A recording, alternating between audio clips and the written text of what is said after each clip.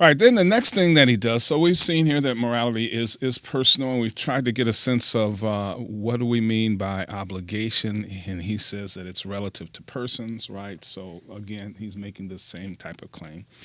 And now he wants to tell us that obligations are not just relative to persons, but they are relational, right? You have to have relationships in order to have obligations, is what he's considering now. So he says, in any case, Ascom and Taylor are right, and he thinks they are. The moral concept of right and wrong and obligation requires a mind, someone to do the permitting, the forbidding, and such. And this is something.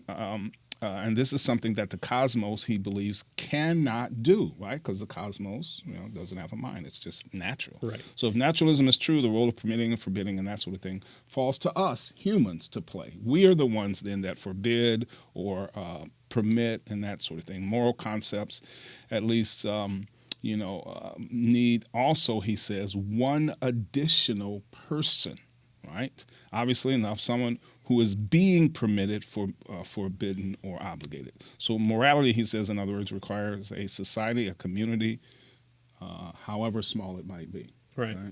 And so I think, and we went through this the first time, but what would he then do with the concept of suicide? Because suicide seems to be just kind of one person perspective. Yeah. Is it then that he would say, well, our responsibility is more to our family, but then what happens for the person who doesn't have their family, and that's why they're contemplating suicide?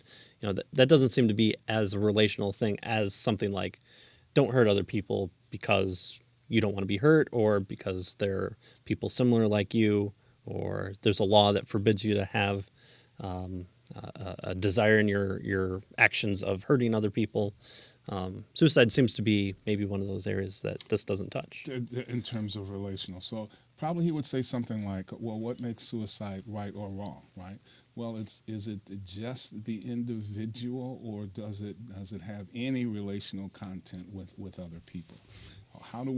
Why is it we would think it's forbidden, right? Yeah, so we need some more explanation with regard to that. I mean, you could always make a claim. So, the joke on suicide being illegal is because the government doesn't want you to do with their property, tax-paying property, what you want. So they've made suicide illegal. So there are laws against it. So the idea is you accumulate bazillions of dollars worth of bills and live great. Now it comes due, and you commit suicide. Right? Yeah. Now you're getting out of it. Yeah. There might be some sort of law or something that precludes us from doing it, and that's what makes this a rational thing to do, an ethical thing to do. Right. So, if society forbids suicide, then it becomes relational. Right. That's how it becomes relational, right? Society says no, suicide is wrong. Now it's relational, right? I think that's how he would have to explain how suicide is relational. Yeah. He says nothing. He says ethical concepts expressed in Taylor. So he's working through both Ascom and Taylor. In Taylor's words, he says certain relationships of a person or persons to others. Nothing, for example, is simply permitted, forbidden, or required. A giving action is permitted, forbidden, or required of certain persons by other persons, right? So again, it's relational. He says, to put it more provocatively, right and wrong and obligations are person relative. And so this raises another problem, he suggests, for Harris, right? Yeah. He says his concept of well-being, for instance, right, is what he's trying to ground his morality on, the idea of well-being, and of suffering and happiness are not grounded in personal relationships, right? And in the way that concepts of right and wrong and obligation are. And so, I can be injured or harmed by a shark without attributing any moral wrongdoing to the shark, right? As Taylor points out, no rules, customs, nor even social life are needed in order for someone to suffer injury. So there's no thing that helps us relationally if we're just looking at well-being. And he's arguing if we don't have the relational aspect of it, then we really don't have, that's a major component of morality. And so well-being doesn't give us the relational aspect of it, and therefore it can't help us to ground morality, is what he's trying to say here, right? Right. And so, for instance, the shark biting us, there's no relational issue there with regard to another person.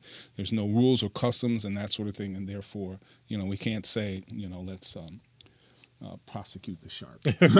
Right. Unless we go back a couple chapters and we include sharks in our larger circle. That's right. Yeah. Right. Yeah. So no rules, customs, or even social life are needed in order for someone to suffer injury, right? And so rules are needed only for describing such injury as wrongful. There are no preconditions of injured itself. So he says it seems we need more than mere well-being for morality. And one of the additional things we need is a community of persons, in order to have this relational aspect.